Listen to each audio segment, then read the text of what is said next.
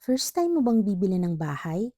Paano nga ba pumili ng tamang real estate broker na mag-guide sa'yo sa buong process? Hindi yan based sa pinakamagandang videos, hindi sa pinakamaraming followers, at hindi rin sa pinakamaraming benta. Ang piliin mo ay yung broker na may tunay na malasakit sa'yo, hindi lang sale ang habol. Yung inuuna yung best interest mo at hindi yung komisyon niya. Yung honest, walang sugarcoat. Sasabihin ang pros and cons. Yung talagang knowledgeable sa buong process, from reservation, bank loan, up to turnover. Hindi yung pagkapirma mo ng kontrata, wala na siya, hindi mo na mahagilap. Hands-on at solution-oriented. Pag may concern, hindi ka papabayaan, may sagot, may guide at may support.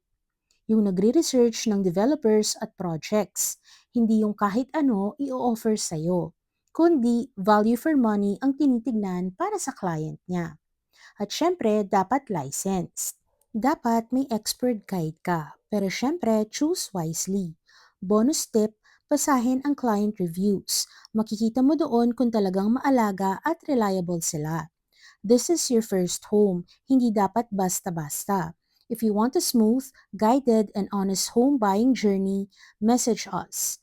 Happy to guide you every step of the way.